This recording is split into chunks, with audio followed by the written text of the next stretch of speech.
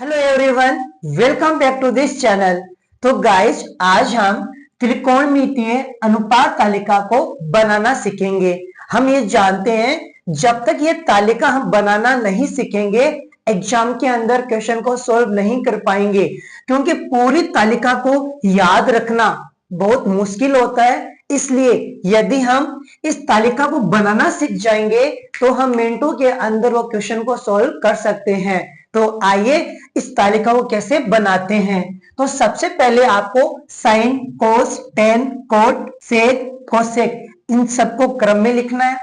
यहाँ पे आपको 5 कॉलम बनाने साइड के अंदर, 0 डिग्री का, 30 डिग्री का, 45 डिग्री का, 60 डिग्री का और 90 डिग्री का। यदि आपको साइन का मान याद रह जाए तो पूरी तालिका आराम से बन जाएगी। लेकिन यदि हम साइन का मान भी याद नहीं रख सकते हैं तो इसके मान को भी ज्ञात करने का फॉर्मूला है। तो देखो, सबसे पहले हम 0 डिग्री के ऊपर हम 0 लिखेंगे, उसके बाद हम 1/4, उसके बाद हम 1/2, उसके बाद हम 3/4, उसके बाद हम 1। यानी जब दूध लेते हैं ना, उसको लिखते हैं 0, 1 पाव, आधा किलो, 3 पाव या फिर 1 किलो। तो इन सबको एक क्रम में लिख दिया हमने, लिख दिया, याद रह जाएगा। क्या लिखना है? 0, 1/4, आधा, 3 पाव, 1 किलो, मतलब 1। अब इसका हम क्या लगाएंगे? सब पर अंडर रूट लगा देंगे। इस पर भी अंडर रूट, इस पर भी अंडर रूट। बस तालिका बनाने का फॉर्मूला बता रहा हूं, याद कुछ भी नहीं रखना है। 0, 1 पाव, आधा, 3 पाव और 1, इन सब पर हमने अंडर रूट लगा दिया है। हम ये जानते हैं कि 0 पर अंडर रूट होता है, इसका मान कितना होता है? 0। 1 के ऊपर अंडर रूट है, उसका मान कितना होता है? 1। और 4 पर भी क्या है? Under root. जिस पर 4 पे अंडर रूट होता है उसका मान कितना होता है? 2, क्योंकि 2 की वर्ग कितनी होती है? 4। और 4 अंडर रूट में आए, 4 अंडर रूट में आए उसका मान कितना होता है? 2। उसी प्रकार 1 अंडर रूट में आए उसका मान कितना होता है? 1। 2 अंडर रूट में आए तो 2 का किसी का भी वर्गमूल नहीं होता है, इसलिए ये हमारा किस में रह जाएगा? अंडर रूट में रह जाएगा। 3 का वर्गमूल नहीं निकलता है, इसलिए 3 अंडर रूट में रह जाएगा। 4 का वर्गमूल निकलता है, 4 का वर्गमूल क्या होता है? 2, तो अंडर रूट 3/2। 1 का अंडर रूट कितना होता है? 1। तो हमने साइन का मान ज्ञात कर लिया है। याद कुछ भी नहीं रखना है, बस आपको एक ट्रिक के द्वारा हम साइन का मान ज्ञात कर सकते हैं। क्या लिखना है? 0, 1/4, 1/2, 3/4 और 1, इन सब का अंडर रूट निकालेंगे। 1 का अंडर रूट कितना होता है? 1 होता है। अंडर रूट में 4 है तो उसका मान 2 होता है। अंडर रूट में 2 आए, 2 का वर्गमूल नहीं होता है, अंडर रूट में 2 रह जाएगा। अंडर रूट में 3 आए, अंडर रूट 3 का वर्गमूल नहीं निकलता तो हमारे पास कितना रह जाएगा? अंडर रूट 3 रह जाएगा। अब हम कोस का मान ज्ञात करना है। कोस का मान ज्ञात करने के लिए आपको कुछ भी नहीं करना है, इसको आपको क्रम चेंज करना है। लास्ट वाले को पहले में लिखो, इसको हम लिख देंगे यहां पर अंडर रूट 3/2, यहां पर आ जाएगा 1/2, इसका भी हम क्रम चेंज कर देंगे, 1/2, यहाँ पे अंडर रूट आएगा 0 का 0। हमने कुछ भी नहीं किया है, लास्ट वाले को पहले लिखा है, पहले वाले को लास्ट में लिखा है। ये आपके पास किसका मान आ जाएगा? कोस का मान आ जाएगा। अब हमें टेन का मान ज्ञात करना है। बस यहां पर आपको एक फॉर्मूला यूज करना है। जो टेन का मान होता है वो होता है साइन बटे कोस, यानी आपको साइन के मान के अंदर कोस के मान का भाग देना है।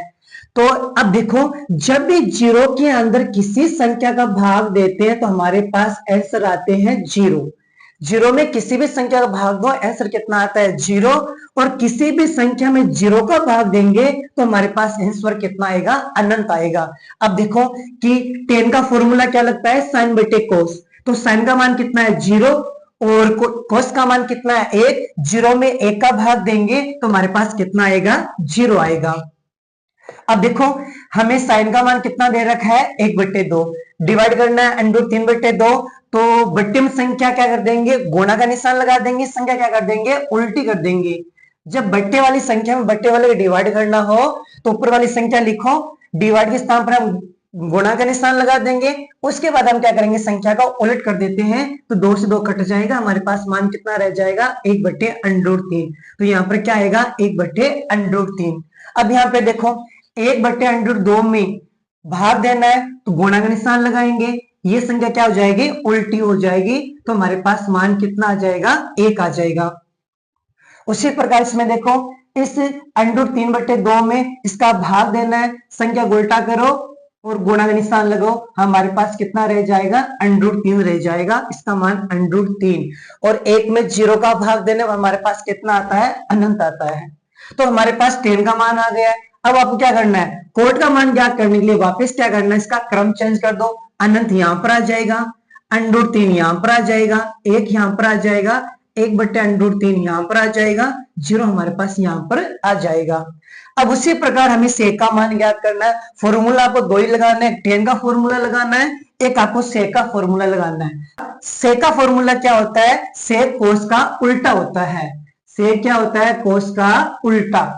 जो कोस का मान है उसका उल्टा कर दो, आपके पास किसका मान आ जाएगा, सेक का मान आ जाएगा। तो 1 का उल्टा क्या होता है, 1 के बट्टे में हम 1 लगाते हैं, उल्टा पुलट करने पर इसका मान में कितना आएगा, 1 आएगा। अब √3/2 उल्टा क्या हो जाएगा, 2 पर चले जाएगा, √3 नीचे आएगा, √2 पर जाएगा, बट्टे में 1 लिखेंगे नहीं, 2 पर जाएगा, 1 बट्टे में लिखे नहीं, और 0 है, 0 का मतलब क्या है, 0/1, 1 ऊपर जाएगा, 0 नीचे आएगा, इसका मान कितना आएगा, अनंत आएगा। तो जब सेक का मान ज्ञात करेंगे तो कोस का क्या करना, आपको इसका उल्टा कर देना है। सेक का मान ज्ञात करने के लिए क्या करना है, कोस का जो भी मान है उसको क्या करना, आपको उल्टा करना है। अब बात करेंगे कोसेक। कोसेक के लिए क्या करना है, इसका आप क्रम वापस से चेंज कर दो। अनंत यहां पर आ जाएगा, 2 यहां पर आ जाएगा, √2 यहां पर आ जाएगा, 2/√3 यहां पर आ जाएगा, और 1 हमारे पास यहां पर आ जाएगा। सिंपल तरीके से मैंने आपको अच्छे से समझा दिया है।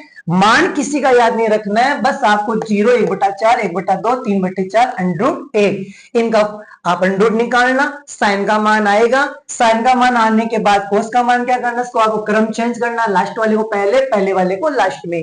बस आपको 10 का फॉर्मूला लगाना है, साइन में कोस का डिवाइड करना है, बट्टे वाली संख्या डिवाइड करना, फॉर्मूला इतना ही है। बट्टे वाली संख्या के निशान को गुणा का निशान लगाओ, संख्या क्या करना है, उल्टा। 10 का मान आ जाएगा, कोड का मान क्या करना है, 10 का क्रम चेंज करना है, लास्ट वाले को फर्स्ट, फर्स्ट वाले को लास्ट। फिर सेक का मान ज्ञात करना है। सेक क्या होता है, कोस का उल्टा। इस संख्या का उल्टा कर लो, आपके पास सेक का मान आ जाएगा। और कोसेक का मान ज्ञात करना है तो सेक के मान का क्या करना, आपको क्रम चेंज करना है, लास्ट वाले को फर्स्ट में, फर्स्ट वाले को लास्ट में। तो आई होप आपको एकदम क्लियर समझ में आ गया होगा कि त्रिकोणीय मितीय अनुपात की तालिका कैसे ज्ञात की जाती है। एग्जाम के अंदर सबसे पहले आपको कॉपी के पीछे तालिका बनाना है, 1 मिनट में तालिका बन जाएगी, उसके बाद आप सेकंडों के अंदर क्वेश्चन को सॉल्व कर पाओगे। तो कैसे लगे आपको ये वीडियो, अगर वीडियो पसंद आए तो प्लीज वीडियो को लाइक करना है, शेयर करना है, चैनल को सब्सक्राइब करना है। तो गाइस मिलते हैं अगली वीडियो के अंदर, थैंक यू सो मच।